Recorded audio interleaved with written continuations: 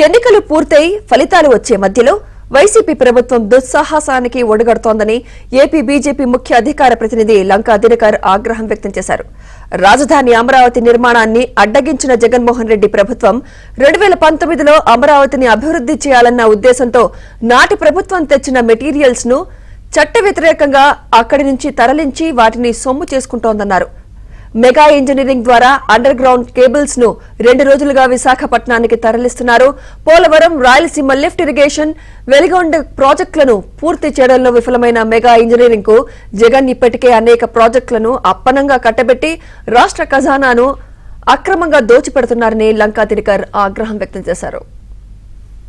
రాజధాని అమరావతి నిర్మాణాన్ని అటకెక్కిన జగన్మోహన్ రెడ్డి గారు 2019 ముందు ఏదైతే సిఆర్డిఏ పరిధిలో అక్కడ అమరావతిని అభివృద్ధి చేయాలనే ఉద్దేశంతో తెచ్చినటువంటి మెటీరియల్స్ కానీ ఎక్విప్మెంట్స్ కానీ వాటికి సంబంధించిన వాటిని అనేక సందర్భాల్లో జగన్మోహన్ రెడ్డి గారి ప్రభుత్వం వాటిని చట్ట వ్యతిరేకంగా అక్కడి నుంచి తరలించి వాటిని సొమ్ము చేసుకొని వాటిని ఎటు తరలించారో ఆ డబ్బు ఎటు పోయిందో కూడా తెలియనటువంటి పరిస్థితి.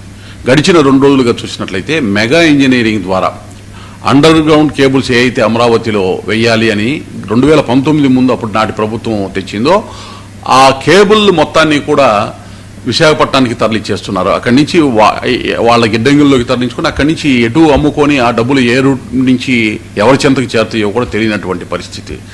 ఎన్నికలు పూర్తయి ఫలితాలు వచ్చే మధ్యలో ఇంత దుస్సాహసానికి ఒడిగట్టారంటే అవినీతి ఏ విధంగా పెచ్చరిల్లింది ఈ రాష్ట్రంలో.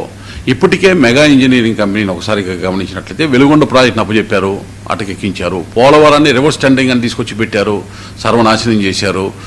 అలాగే హైడ్రో పవర్ ప్రాజెక్టు ఏదైతే వారికి ఇచ్చారో దాన్ని పూర్తి చేయడంలో సకాలంలో విఫలమయ్యి సమయాన్ని ఇంకా నిర్ణీత సమయాన్ని దాటి ఎక్స్టెన్షన్కి అడిగితే కేంద్ర ప్రభుత్వం కానీ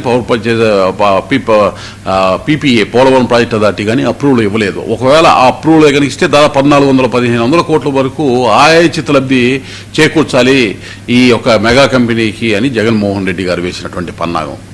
ఇక ఇటువంటి కంపెనీ ఇవాళ చూస్తే కేబుల్ని ఈ విధంగా దొంగచాటుగా తీసుకెళ్లిపోవటము, ఈ విధంగా అమరావతి ఏదైతే నిర్మాణానికి కట్టుబడి ఉంది ఎన్డీఏ ప్రభుత్వం 2024 జూన్ 4 తర్వాత అని చెప్పారో ఆ వాస్తవాన్ని తెలిసిన తర్వాత ఇంత దుస్సాహసానికి ఒడిగడుతున్నారంటే వీళ్ళు చేస్తున్నటువంటి దోపిడీ ఏ విధంగా అనేది ఒకసారి చూడొచ్చు.